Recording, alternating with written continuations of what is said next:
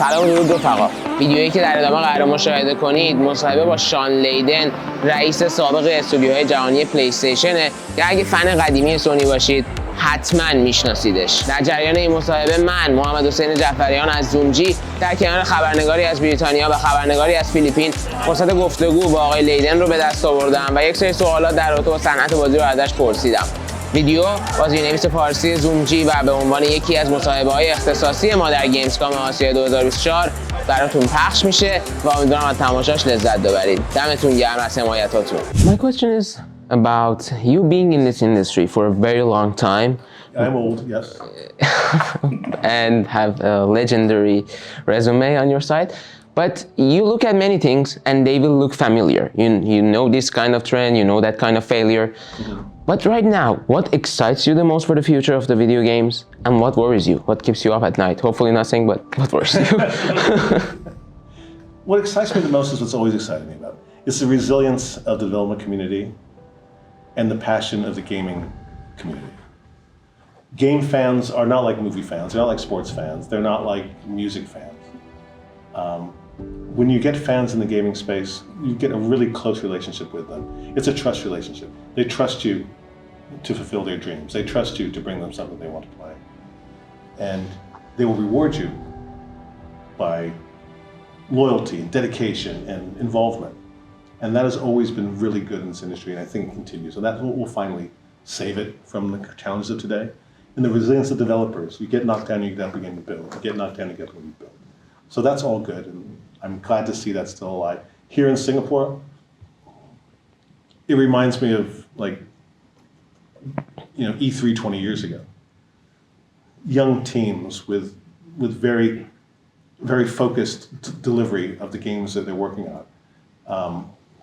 And being excited about participating in this industry and just being a part of it. This is the kind of energy which will save the industry. So that doesn't work. What keeps me up at night is problems we're seeing more in the West than we are seeing out here, where consolidation, I think, is squeezing creativity out of game development. Big conglomerates are becoming bigger by taking on more studios. And then they're trapped with the weight of those studios and then have to close other studios in order to pay for the studios they just bought. I was thinking maybe you don't do that in the first place, but that's the problem I see in the West. I see the idea of shareholder value, profitability, operating income, leaping to the top of the list of deliverables rather than fun, entertainment, amazing experiences.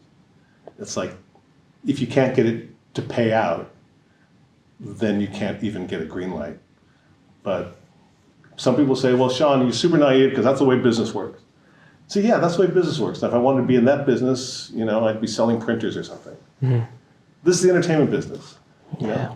It's risky. Sometimes you win, sometimes you lose. But if you are pursuing your passion and your vision, and you're just trying to deliver something which you think a lot of people are going to be enjoying, there's got to be room for that energy to get past, what may not be a great monetization scheme or may not be a great subscription model. If it's a fantastic experience like a great movie or a wonderful song, it will find its audience. But I think right now the risk tolerance is getting so low for that. We're being trapped into very narrow lanes of, well, either you're doing a live service first-person shooter game, or you're doing a looter shooter, or you're doing a hero shooter. I don't even know what the difference of these topics are. But the chance of the next parappa getting made is super hard. That's a threat to the gaming industry today. اسپانسر این ویدیو مصاحبه ما با لیدن، رئیس سابق پلی استیشن، فروشگاه خوب تکسیرو که دیگه به همتون اثبات شده، چون هممون ازش خریدای مختلف داشتیم برای کنسول‌های بازی‌های ویدیویی مختلف و همینطور لوازم جانبی. فروشگاهی که دیگه اعتمادمون رو جلب کرده، به هم میتونید ازش آنلاین و هم حضوری خریداری کنید. تکسیرو. برگردیم به مصاحبه با لیدن. And a lot of people attribute that wrongly, I think, to the high expectations of gamers these days. Like they just want the best, so we should put 7 years, 8 years, 9 years in this game, and if that feature isn't there, we don't publish the game. And you see projects getting cancelled based on the ideology of that gamers are going to be bad at attacking the game and being critical of it. But you know, with that kind of thinking, Parappa the Rapper would never get made. Correct. And you know, gamers are going to want what they want, and that's fine. And I'm not here to tell gamers what to do or what not to do. But I also think, you know, I used to work for a guy named Akio Morita. He was the founder of Sony. And I spent 5 years with him as his assistant. And we were talking one day, and he was talking to a journalist, and said, what do you feel about market research, Morita-san? You know, do you guys do a lot of market research here? He says, we don't do market research. Well, why don't you want to know what the consumer wants? The consumer doesn't know what he wants. The consumer knows what he has. And it's like they said about Henry Ford. If you ask the consumer what they wanted, they say they want a faster horse. Because they don't know what technology can do. Morita-san said, you could ask 1 million consumers, no one would have said, can you put headphones into a cassette deck and call it a Walkman? No, these ideas come from inspiration. They don't come from research. And yes, gamers' expectations are in a certain place. Though to be fair, I think it's a pretty niche population that are really demanding 8K, 120 frames per second. Yeah. But if you can give them a compelling alternative to what they think they want. So, okay, I can't do that, but what about this amazing experience of about 20 hours of gameplay? It's so thrilling and exciting, you won't even be able to put the controller down. They've never had that, so they can't tell you they want that. Yeah. But if you build that, maybe you can convince them that's what they want. So practically saying that this is the next Call of Duty or the next Assassin's Creed is underestimating the audience because you don't trust them to learn new things and enjoy new things. Right, that's the magic of like Black Myth, Wukong, right? No one asked for that, but when it came, they said, I want that. Yep. So there you go. And millions of gamers. If you bring it out of left field, but it has quality, it has heart, it has a story, or it has a character you can attach to, yeah, you'll be surprised how people can expand their view and say, maybe the entire world is not Fortnite and Call of Duty. Maybe there is something else. But if you contract yourself by saying, but that's what they say they want, so I can only build what the consumer says they want, frankly, you should get out of the entertainment business. Without wishing to hijack, isn't this about the other point you made, though, that there's different audiences? Like, this is the whole point, is there's a hardcore games audience that may want a certain thing, but for the games industry to flourish, it needs to hit as many people as music and film, Right. It needs to everybody, and then they all want different things. Yeah, but I would also add to that, even the hardcore Yeah, they will, don't know. will like a new thing. Yeah.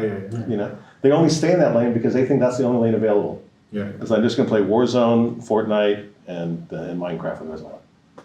Show them something different of quality. And don't pander to them. Don't try to make something you think that looks like the other thing they play, and they want to play that too. That's the problem right now. The copycat games are really getting slated in the market, and that's probably deserved. Yeah. Yeah. Yeah. And this happens when Astrobot comes out. One last question. Yes. Okay. And Astrobot comes out, and a lot of people are like, as you said, they don't know platform games. It's not like this is built on their memories. It's a new experience for them, and they're like, oh my God, this is amazing. And there has been many other games like this. So these developers have made Ape Escape and things like that. And Exactly. Yeah. These guys just didn't show up on a Thursday and build a game. They've been together doing a lot of things for a long time, and they've learned a lot of special skills about how to make something super fun. And you're right. Players today don't know what a platform game means, and so it's time to reintroduce the concept. thank you. Thank you. Some new console cycles coming. So PC is very strong as well. So I kind of want to ask you a little bit about what platforms you see will shape the immediate future, either in terms of business or creativity. Is there anything you're kind of excited about in terms of gaming platforms? Will it be consoles? Will it be something else? People game in many different places, and they game in those places with different sorts of reasons. You know, there was a time we thought that we'd get into the mobile business, and somehow we could use mobile as a gateway drug into console. Yeah. You know, get on the mobile thing and then pull them over. And in years and years and years of testing that theory, it doesn't work. Okay. it's now our considered opinion, or my considered opinion anyway, that mobile gaming is mobile gaming and console gaming is console gaming. Okay. You enter into both of those activities with different motivations, right? Quite often the mobile experience is, I've got 10, 15 minutes here. It's no time to start watching a movie. It's no time to make a cup of coffee, and I'll just level up on Candy Crush. But when I sit down to play a console game, that's, you make the time. Yeah. You open up the space. You get your drink. You get your snacks.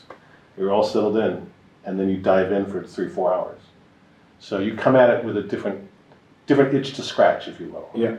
So mobile has expanded. It's become much, much better than simply Candy Crush. You have really fulsome experiences. Yeah, and Sony's had some success away from the music division and other divisions in that Right, space. Right. they've had a few of those too. I think, and yet, the way you design a game, you don't design a mobile game expecting someone's going to sit with it for an hour. People do though. People do. For many hours. People do a lot of things that they shouldn't do. Fair enough. but you can't design it with that being the idea. Sure. My expectation is that when you open up your mobile phone, you're going to play my game for an hour. Maybe people want to try to design for that, but I don't think it's going to be very successful.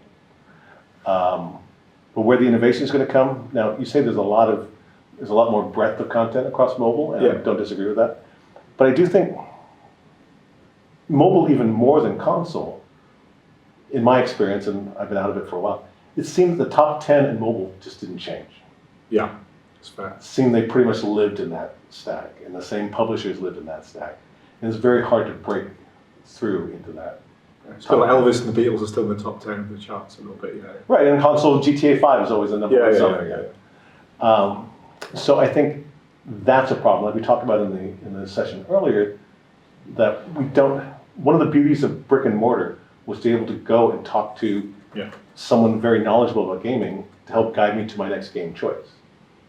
Now, what's my next game choice? I go online, I see what the top 10 sellers are, and it's kind of a self-fulfilling prophecy that those will continue to sell more. Yeah. So discovery is the problem that needs to be solved for, to have another breakthrough in gaming, or else we're being kind of reductive in the way that we go about selecting the next game we're going to play. Fair enough. So just one final question. So do you, going forward, are you kind of agnostic then on the platforms? Obviously, you're saying there's different things. Console provides a different, Scratch is different itch. I get that, and PC, I guess, is similar.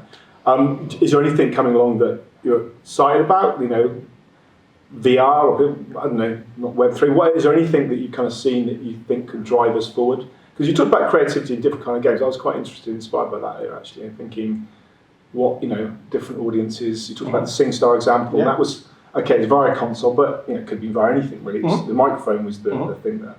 So is there anything anything you kind of think you've seen that's cool, or you think could? Well, I think there's a lot of different aspects. I think one of the big aspects is the business model for the game business hasn't changed since Sega and Nintendo invented it. Yeah. And I think that horse has probably run its last leg. We need to address what that business model is going forward. Because as a publisher, as a platform, I'm not going to offer you compact disc stamping. I'm going to offer you, a poster in the window of GameStop because they'll probably be out of business soon. So what is that value prop that as a good share price GameStop?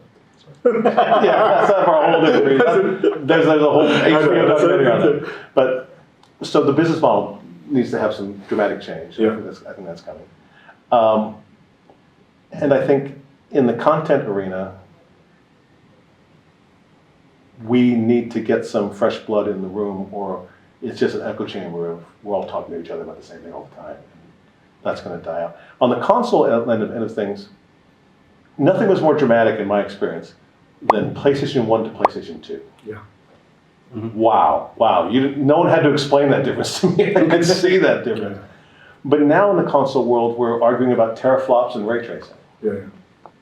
And if you open up the two boxes, they're both the same AMD chipset. And similar to a PC box over here as well. Indeed. So we may have reached the zenith of console differentiation. Yeah. And maybe this is the time where eventually Betamax gave up to VHS. It happens all the time in business, where one platform loses out. And then companies came together and said, for like compact disc, you know, it wasn't cassette versus 8-track.